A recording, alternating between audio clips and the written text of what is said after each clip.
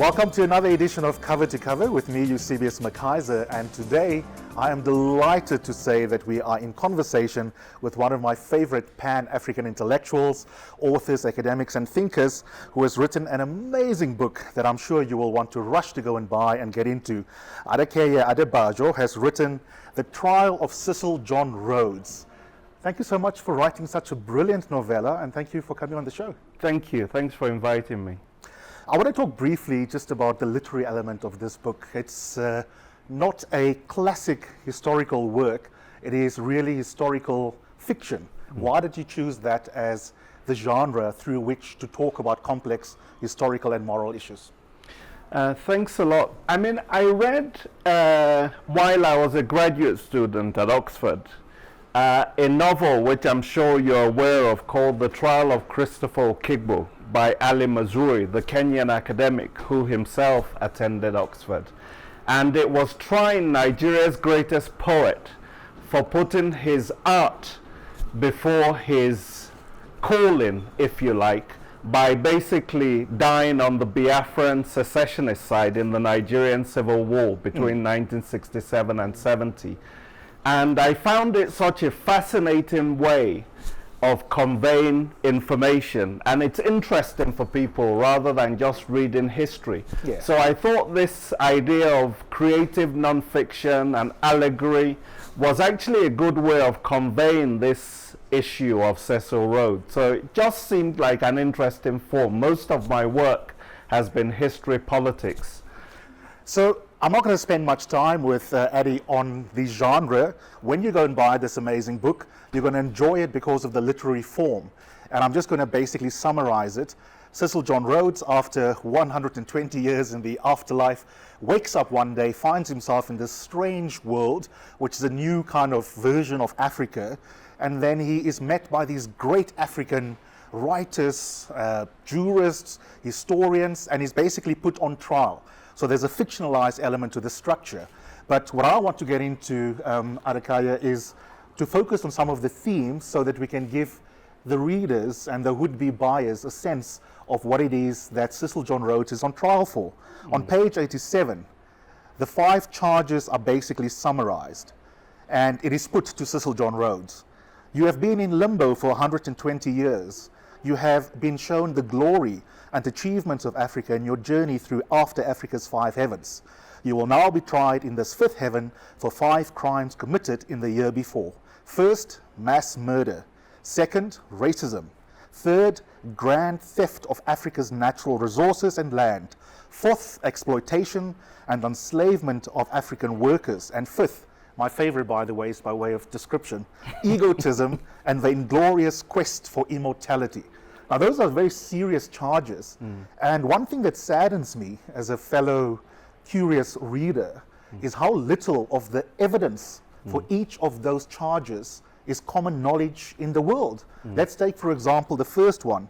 Many people think that the guy was obviously exploitative, but not many people are aware of mass murder. Yeah. What is the case for mass murder? Well, mass murder were the wars between 1890 and 1895. Matabeleland and Mashonaland, what was called Southern Rhodesia and what we now know as Zimbabwe. Rhodes basically went in there with his pioneers. These were freebooters and mercenaries who were promised land in exchange for the British South Africa Company, which was given to Rhodes as part of a royal charter to basically take over the land.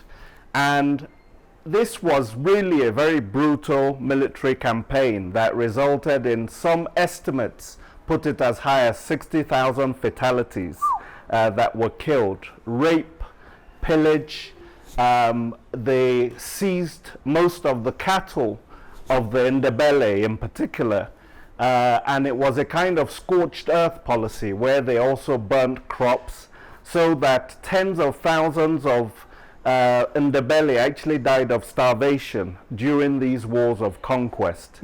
And it really was, you know, and they managed to seize most of the most important land. I mean, this is 3.5 million square meters of land that was stolen in Zimbabwe and Zambia over this period of time. So it was that's really the case that we're trying to make here, and that's the evidence I tried to provide in the novel. It's absolutely incredible that one has to then go from that charge to dealing with racism as a discrete charge, because inherent in the plunder of the land, the mineral resources, and the mass murder is, of course, racism that underpins the colonial imperialist project. But nevertheless, the various intellectuals and great Africans from the diaspora and the continent that feature in the novella make an explicit, distinct case for racism. Give us a taste of that. Well, I think the case with racism is the sorts of things that Cecil Rhodes did while he was Prime Minister of Cape Colony, rather, between 1890 and 1895. And people don't realize the extent to which a lot of what happened during those days were forerunners of the apartheid system that was put in place a few decades later. So, for example, Cecil Rhodes, not only was he a vulgar racist who described black people as niggers and said they should be killed for their land, they should be treated like children, they're barbarians. I mean, this was the language, very violent, racist language that was used. But that was then put into legislation whereby there were hot taxes that were introduced to force blacks into the cash economy. They were put into reservations, what we would later perhaps call Bantustans, you know. He had 11,000 miners in a compound which was almost like a barracks patrolled by dogs with barbed wire, and basically undertaking slave labor in the most, you know, kind of horrible conditions. And there was also legislation like the Strop Bill, where people were allowed to beat, to flog their disobedient black workers as well. So, and that's an important part of the argument, right? There's also the Glenn Grey Act of 1894, because very often, if South Africans and fellow Africans do any research around history, we're normally interested in history from the middle of the 20th century. But what this novella demonstrates and lifts to the surface is that all of those laws from 1948, and any half-decent matric student who writes an apartheid-era essay in their matric exam can talk about the Group Areas Act, about the University Separations Act, the Mixed Marriages Act, but everyone imagines that the use of legislation from 1948 onwards is really when the worst racism happened in this country. But what you demonstrate is that actually there was already a rehearsal for that, and that was Cecil John Rhodes. Absolutely. And even the segregation in schools, hospitals, prisons, this was all part of what Rhodes pioneered as Prime Minister of the Cape Colony. Let's move on and give the readers a taste of another theme before we talk about the defense, or the attempted defense. And in the book, Nelson Mandela has the unenviable task of trying to argue in mitigation against Cecil John Rhodes getting the worst possible punishment. But before we go there, Adekeye, let's just talk about this egotism and vainglorious element, because it's really a fantastic charge, because that speaks to his character and not just to black Africans being subject to the ruthless elements of imperialism. I mean, Rhodes saw his legacy lasting for 4,000 years. That's what he actually said explicitly. And so the Rhodes scholarships, for example, that were written into his will and then came about after his death, was probably the jewel in the crown, if you want, in terms of preserving his legacy, because you've had 6,000 Rhodes scholars, most of them white Americans, Canadians, Australians that have gone to Oxford. Most of them have not been black Southern Africans, who were basically the main victims and where he made most of this wealth. And because you've had some quite prominent Rhodes scholars like Bill Clinton and others like that, it's kind of raised the stature of the scholarship. But that's where a lot of the prominence comes from. But you also had, after his death, Rhodes University, your alma mater, being named after him and being founded in 1904. And many of the values and goals of Rhodes University at the start were actually similar to the goals Cecil Rhodes put into his will, the kind of sporting attributes, Absolutely. leadership, the heavens breed of white Commonwealth citizens that were going to rule the world. So he wanted to project himself Yeah, onto history into Yeah. perpetuity. absolutely. Absolutely. Yeah. By the way, parenthetical question. Yes. I mean, you talk about Bill Clinton and the scholarship history. Are you ashamed of being a Rhodes Scholar yourself? No, I'm not. You know, when I won the Rhodes Scholarship, I write it in there, a radical historian uncle of mine said to me, you know, that thing is dripping with blood. This guy was a brutal imperialist. And I thought to myself, well, this guy has made this money through exploitation. It's not money that was kind of made through decent or positive means. And if you can turn that into a more positive thing by pursuing anti-colonial causes, then that's important. And that's why I've actually written this novel. It was a promise I made to myself 30 years ago. So basically you took the scholarship as a form of redistributive justice. I think so. I think that's the way I would explain it. Yeah, I would agree with you. I myself. feel the same Yeah. about it as a Rhodes Yeah. Scholar. You did make me feel ashamed about one aspect. When you go to Oxford University on the scholarship, one of the first dinners that you have, there's a massive sign up of the continent, and then there's a message about great visionaries make for great leadership or something to that effect. And everyone does a toast, looks up to Cecil John Rhodes and say, to the founder. And after reading the novella, I must say I'm ashamed of having participated in that dinner. Very briefly, you try to have balance. We won't tell you what the verdict is in the end. You've got to read the novella. And there's some common arguments in his defense. We only have a minute left. One of the two arguments I want you to briefly comment on. Madiba in the book tries to make the case to say, on balance, there are other things in favor of him to be said. There is industrialization, entrepreneurship, and educational legacy. And then there's also the argument that he was a man of his times. What say you? Yeah, people like Jonathan Jansen have actually made that argument that we can't judge a 19th century imperialist by 21st century values. But it's a very facile argument, and it's a silly one as well, because during Rhodes's time, there were lots of people like Olive Schreiner, who I make one of the Council for Damnation, who condemned him. She wrote a novel in 1897, Peter Halkett of Mashonaland, Yes. which basically condemned many of the methods that he used. There were abolitionists during slavery. And then in 1899, when Cecil Rhodes was awarded the honorary doctorate in Oxford, most of the academics at Oxford protested against that because of the unscrupulous and duplicitous means that Rhodes had used. So I think one can demolish that argument fairly easily. In terms of some of the other things like infrastructure 20 seconds, yeah. and mining, etc., it's true that some of those things did lead to development, but I don't think they needed to be done at the cost of so many lives and so much stolen Couldn't wealth. agree with you more. Yeah. The limitations of instrumentalist thinking. Yeah. Eddie, you've achieved, my friend, an excellent book. I love your brain, and all the best with the book sales. Well, I mean, if this is one controversial figure in history, perhaps he contrasts morally with Nelson Mandela, who features as a character in Adekaye's book. And I also had an opportunity to engage one of the chapter contributors to this particular book, which is entitled Reassessing Mandela, and it's edited by two great South African historians, Colin Bundy and William Barnard, both at Oxford, incidentally. And I am delighted next to be in conversation with one of the contributors to this book. Shireen, thank you so much for being part of Cover to Cover today.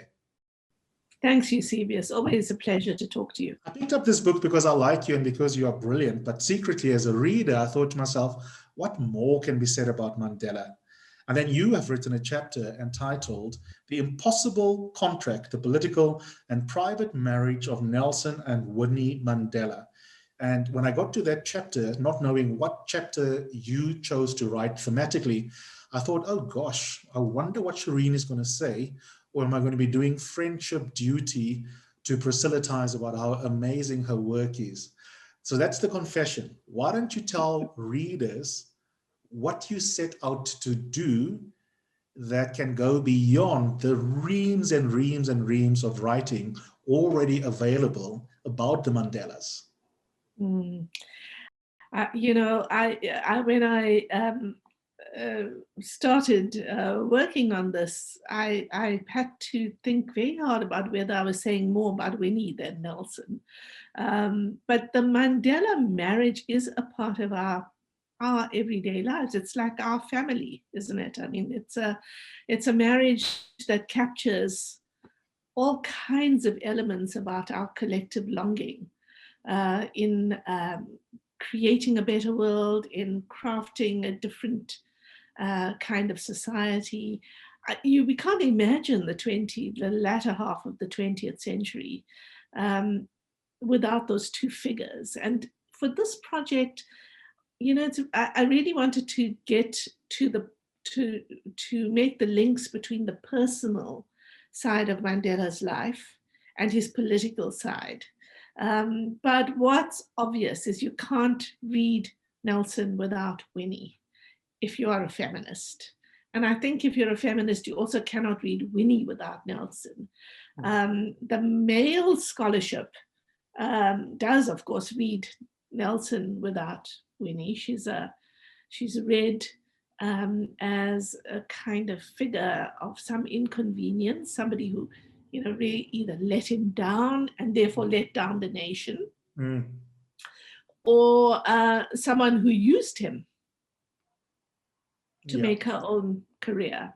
And those didn't seem to be useful, but I wanted to play on that notion of the marriage as a contract between two people in the first instance, two people with their own dreams, desires, hopes for a life together, and the impossible contract as a relationship between the people and their leaders. And it seems to me that with Nelson and Winnie, you have two different models of leadership, two different pathways that begin to really emerge in the 80s and the 90s, two different kinds of representations of what leadership might look like.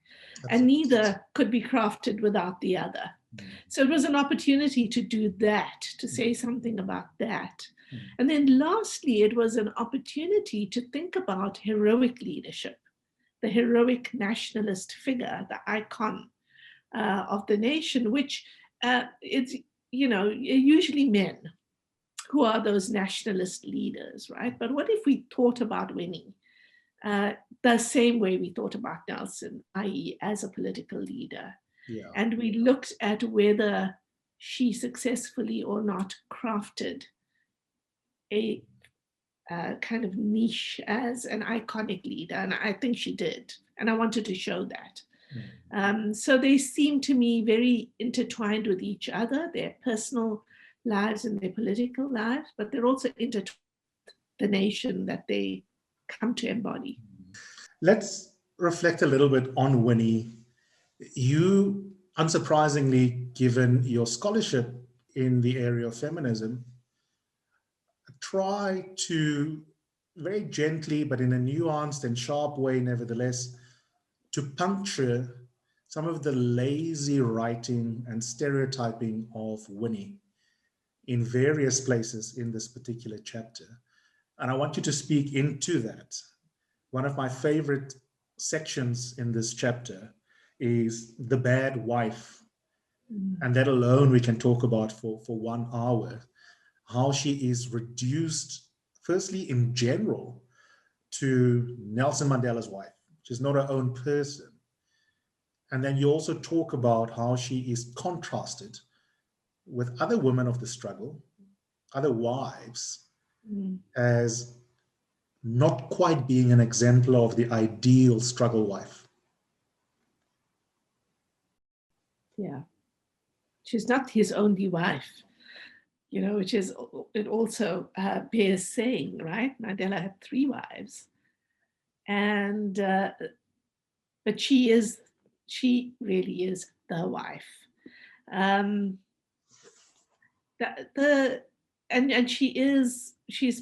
she's read particularly by Nelson's biographers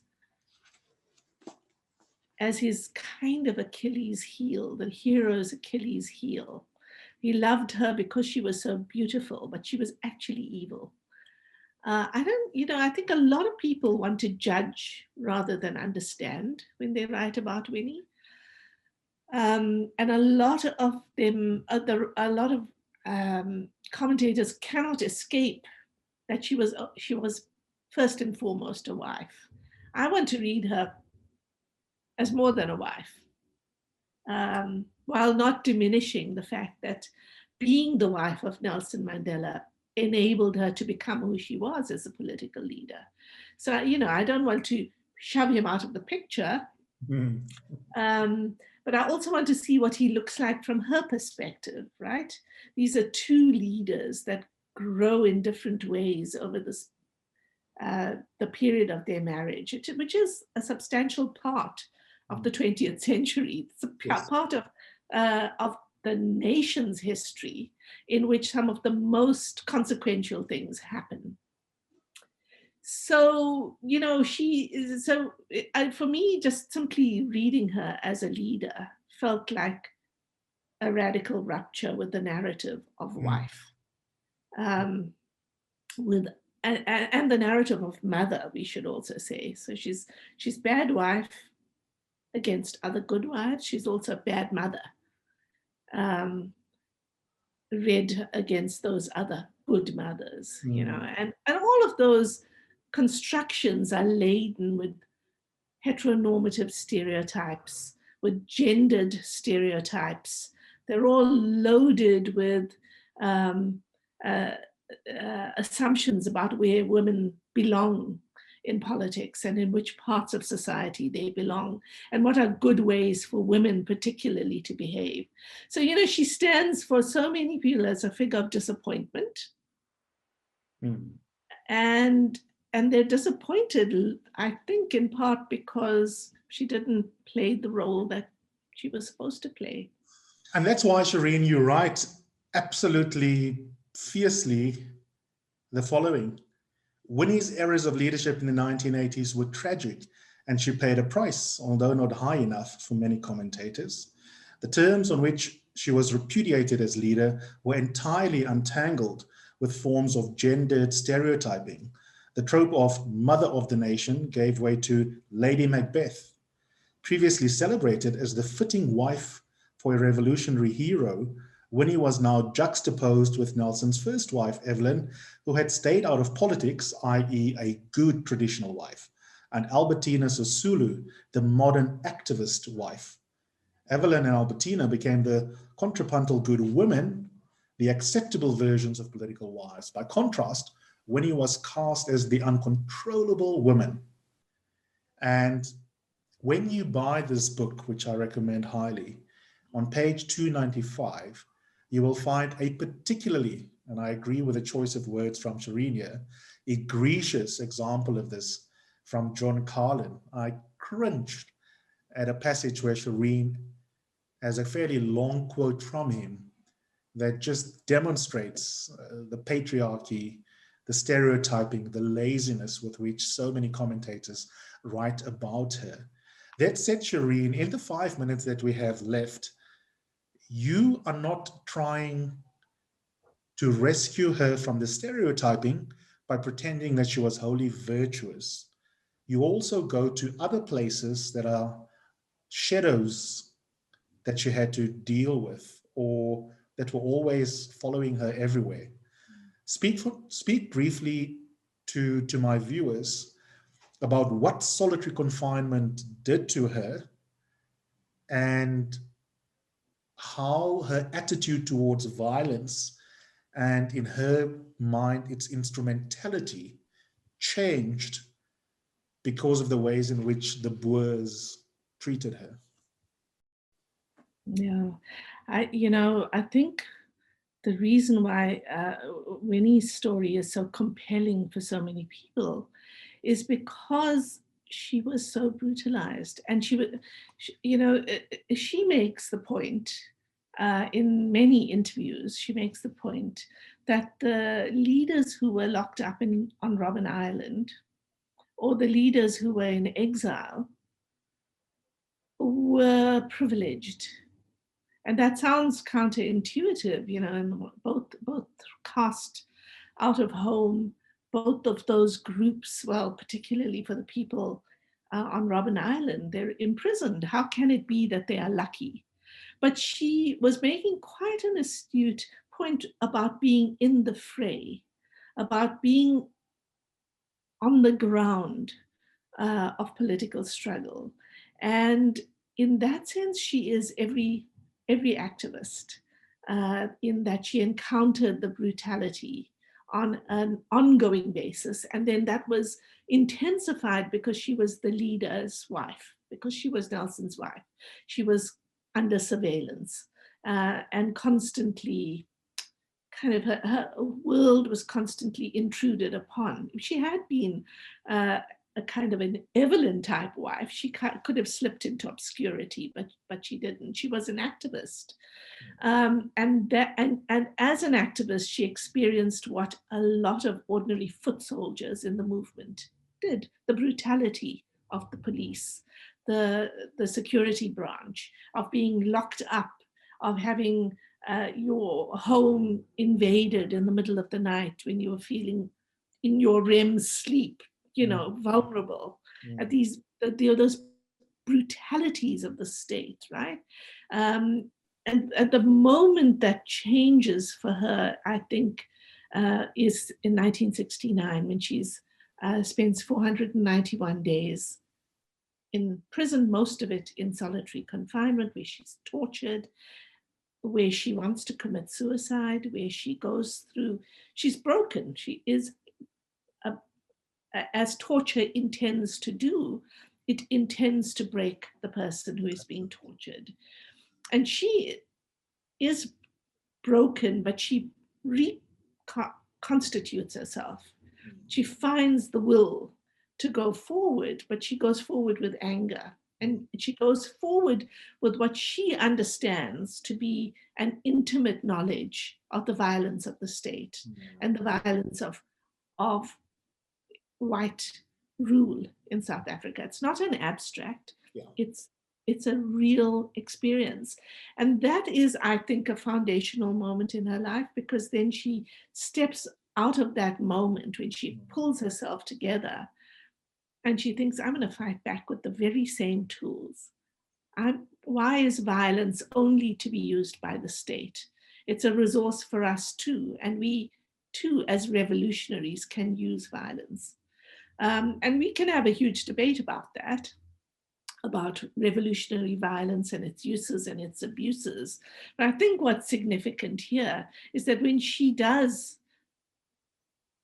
embrace violent strategies for overthrowing apartheid, when she does say, you, the white state, and your agents are not to be trusted, and I'm going to fight you in every way, including pushing police officers away. I mean, she becomes fearless, right?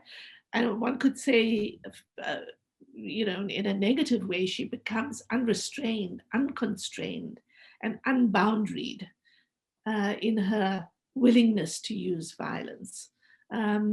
So that moment of torture really reshapes her. And she is then speaking to a lot of disaffected people with their leadership in exile or on Robben Island, somehow, you know, not quite so visible. She begins to speak to that group of people who are just hurtful, actually, by this stage, right? 2 states of emergency, endless detentions without trial, endlessly shot at, endlessly beaten. And she gives voice to that anger, and she offers a different kind of a leadership, I think. That brings us nicely to a close with this interview, Shireen, and I'm going to give you maximum 60 seconds for the last question, which follows nicely from what you've just explained. Do you think the counterpoint between her anger, for which she was often maligned in the 90s, and the anger of young people today under the age of 30, means that perhaps after her death, she will be more greatly appreciated, even if she's not around to see that some of that controversy is suddenly being weaponized and becoming mainstream? 60 seconds. I think in time she will get a much more full and useful treatment as a political leader, right? Which is not to say that she will be vindicated, because we will always debate the use of violence. We will always debate the expediency, for example, with which homophobia was weaponized in her trial. That's another part of the story. So we'll always have those debates, but instead of seeing her as the fallen wife of the hero, the one who tarnished his reputation, or the one who made him sad when he returned from 27 years of heroic imprisonment, I think when we start to treat her as a leader, then we can assess her fully in time, as having someone who is a mixed bag, who did some good things, some bad things, spoke very powerfully to young people, and spoke very powerfully, in fact, right up to her death. Absolutely. So she remained a figure up to then, and past that, as you know, after her death, she achieved a kind of sanctification. She kind of, she gets used, I think, as well by political movements, right? After her death. So I think time will change the scholarship on Nelson and Winnie, both. Yeah. Shireen, thank you for your excellent scholarship that continues. We are better as a country for your contributions that you make, both as a teacher and also in your academic writings. And on this occasion, a popular version of it in this book, Reassessing Mandela, which I highly recommend at any exclusive books near you. Thank you so much, Shireen. Thanks, Eusebius. I just wanted to say, do you remember me sending you the first lines of this chapter in a Facebook message? And I was sitting in a coffee shop with the snow all around, being homesick. Absolutely. And you texted me and said, "What are you writing?" And I sent you the first few lines and you said, "Keep writing." So I did. Here we are. All the best. Thanks, Eusebius. I hope you enjoyed both of those interviews, and you're going to go and make sure you get a copy of these two books. You can find them at any exclusive books around the country. Alternatively, go to exclusivebooks.co.za. And remember, of course, as always, to follow myself or Joanne Joseph, my colleague, on our social media platforms for more announcements about Cover to Cover. And as always, you can also find archived previous editions of the show by going to the YouTube channel of Exclusive Books. Till our next show, happy reading.